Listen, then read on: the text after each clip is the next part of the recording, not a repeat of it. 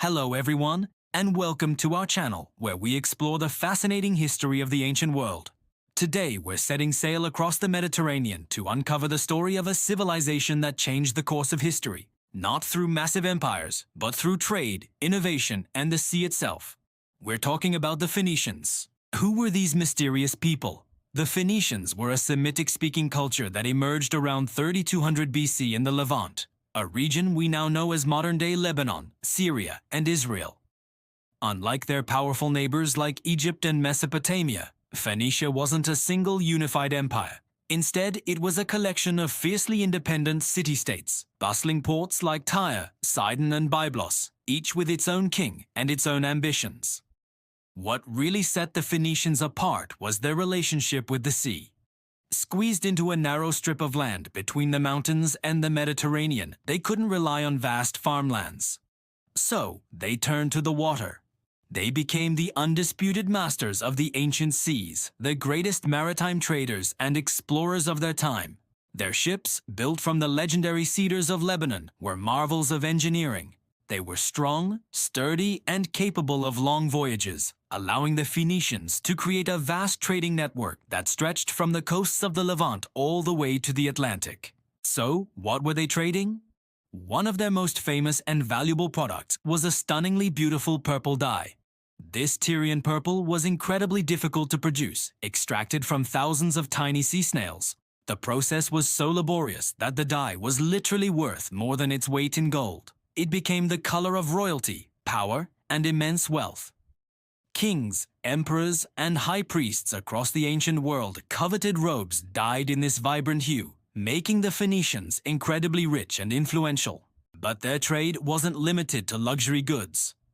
They were the great middlemen of the ancient world. They transported everything: timber from their cedar forests, fine glassware, which they might have even invented, metals like tin and silver from distant lands, wine, olive oil, and grain.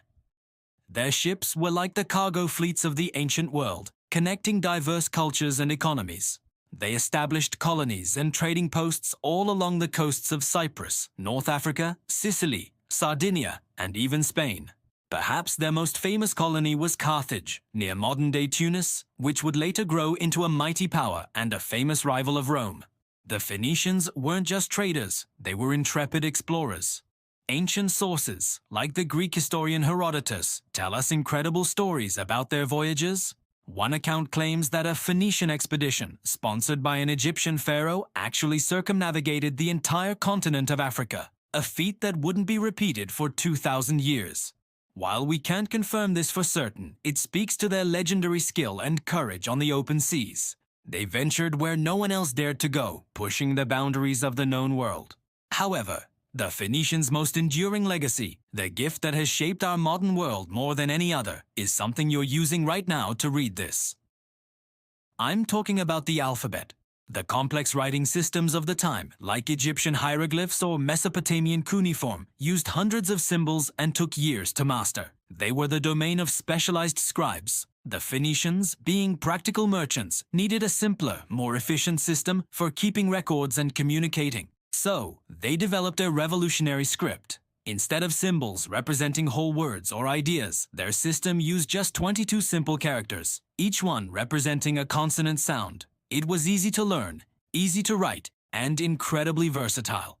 This Phoenician alphabet was a game changer. It democratized literacy. Now, anyone, a merchant, a sailor, a craftsman, could learn to read and write relatively quickly. As the Phoenicians traveled and traded, they took their alphabet with them. The Greeks adopted it, adding vowels and adapting it to their own language. From the Greeks, it passed to the Etruscans and then to the Romans, who developed the Latin alphabet that we use in English and many other languages today. So, every time you write a message or read a book, you are using a direct descendant of the system created by those ancient Phoenician merchants. It is, without a doubt, one of the most important intellectual achievements in human history. What happened to the Phoenicians? Their influence began to wane as other powers rose. The Babylonians, then the Persians under Cyrus the Great, and finally Alexander the Great conquered their home cities. While the cities themselves continued to be important centers, their political independence was lost. Their great colony of Carthage rose to challenge Rome for control of the Mediterranean, leading to the epic Punic Wars. After Carthage's final defeat in 146 BC, the unique Phoenician culture gradually assimilated into the broader Hellenistic and Roman worlds. But their legacy was sealed. The Phoenicians were not mighty conquerors who built a vast land empire. They were the connectors, the innovators, the explorers who built an empire of trade and ideas. They taught the ancient world how to sail, how to trade across vast distances, and, most importantly, how to write with an alphabet. They laid the foundations for the interconnected global world we live in today. Thank you so much for joining us on this voyage back in time to the world of the Phoenicians. If you enjoyed this journey, please give this video a thumbs up and don't forget to subscribe to our channel for more deep dives into the history of the ancient world. Let us know in the comments what ancient civilization you'd like us to explore next. Until then, stay curious.